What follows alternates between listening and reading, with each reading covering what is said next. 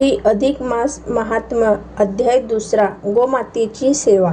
लक्ष्मी म्हणाली, नारायणा, मागील अध्यायात तुम्ही मलमासाची माहिती दिली. त्या अधिक मासात काही पुण्यकर्मे करण्याचे महत्त्वही सांगितले. आपले आरोग्य आणि समाधान टिकवण्यासाठी यथाशक्ती व्रते नियम करून ब्राह्मणाला सुवासिनींनी दाने देण्याबद्दल कथन केले. परंतु अशी व्रते करण्यास किंवा दाने देण्यास जे लोक असमर्थ असतील त्यांनी या अधिक मासात काहीही खर्च न लागता करायचे असे काही नियम सांगा.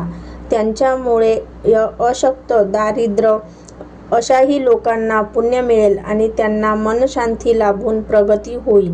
भगवान म्हणाले, अशा दारिद्र्य, अशक्त किंवा असमर्थ लोकांनी अधिक महिन्यात दररोज पहाटेच लवकर उठून शक्य तर थंड पाण्याने नित्यनियमाने स्नान करावे, देवदर्शन, नामस्मरण आणि गोमातेला वंदन करावे.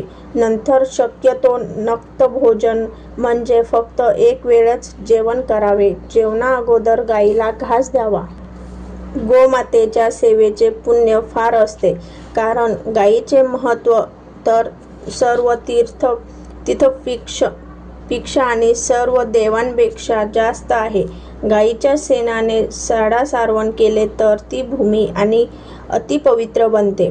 तेथील वातावरण शुद्ध होऊन त्या घरी सुखशांती आणि समृद्धी नांदते.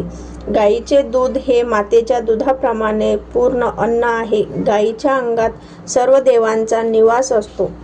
गायीचे मूत्र, शेण, दूध, दही, तूप या पंचगव्य प्राशनाने सर्व रोग निवारण होते. तनामनाची शुद्धता होते. अशा या गोमातेची सेवा सर्व स्त्री पुरुषांनी सदा सर्व काळ करावी.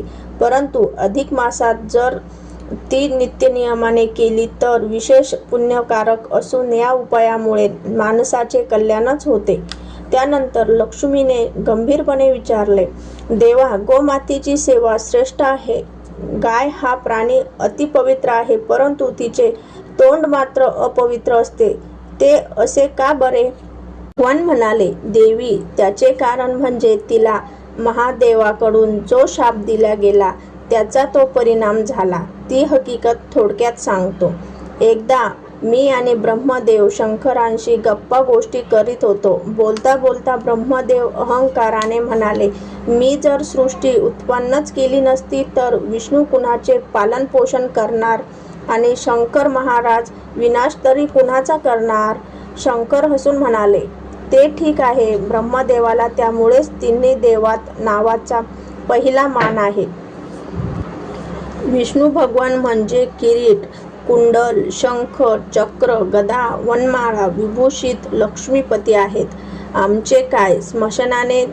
स्मशानाचे निवास, डोक्यावर ही गंगा आणि आमचे मुकुटभूषण म्हणजे ही चंद्रकोर. खरंच महादेवा, तुमचा मुकुट कुठं आहे? सहज गमतीने ब्रह्मदेवाने विचारले. तेव्हा शंकर म्हणाले, खरंच की गंगा अवतरणाच्या वेळी आमचा मुकुट आम्ही जो काढून टाकला तो कुठे आहे याचा आम्हाला अजूनही ठाव ठिकाणा नाही. आपण दोघांनी जर आमचा मुकुट शोधून सापडून आणला तर फार उपकार होतील. असे शंकर म्हणाले. तर झाले काय? शंभुदेवाने त्यांचा मुकुट शोधण्याची कामगिरी आम्हा दोघांवर सोपवली.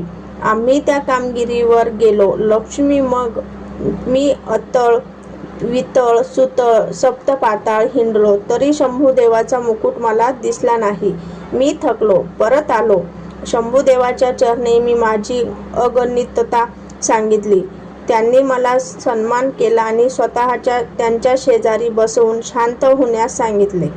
तिकडे ब्रह्मदेवाने 21 स्वर्ग धुंडाळले आणि आम्ही जे बसलो होतो तेथे ते एटीने येऊन म्हणाले, सापडला? शंभूरायाचा मुकुट सापडला? खरंच की काय? महादेव मोठ्या आश्चर्याने म्हणाले. त्यावर ब्रह्मदेव म्हणाले, म्हणजे मी काय खोटे सांगतो? पाहिजे तर ही पहा गाय आणि केतकी साक्षीला आहे. महादेवा, तुमचा मुकुट तो त्या तिथे पलीकडे. थांबा थांबा, तुम्हाला माझा मुकुट खरेच दिसला काय हो गोमाता? तुम्ही पाहिला आहे तो माझा मुकुट? महादेवाने असे विचारताच बिचारी गाय मान हलवीत म्हणाली, हम्म्या हम्म्या. खोटारडे, हम्म्या हम्म्या करून मान हलवतेस, खोटी साक्ष देतेस. माझ्या डोक्यावर प्रथमपासूनच मुकुट नाही. जे नाही ते तुम्ही पाहिले म्हणून खोटे बोलता. त्याचा परिणाम म्हणजे ज्या तोंडाने गायीने ही खोटी साक्ष दिली ते तिचे तोंड अपवित्र होईल. ती आपल्या तोंडाने घाण खाईल. झाले. लक्ष्मी महादेवाच्या या शापामुळे गाय सर्वांगी पवित्र असूनही कधी कधी ती आपले तोंड अपवित्र करते, विष्ठा खाते. तुझ्या शंकेचे निरासन आताच झाले ना? हो महाराज. या अधिक मासाचे महत्व आणि या महिन्यात करायची व्रते, दाने, नियम यासंबंधी मला आपण जी थोडी माहिती दिली ती खूप आवडली.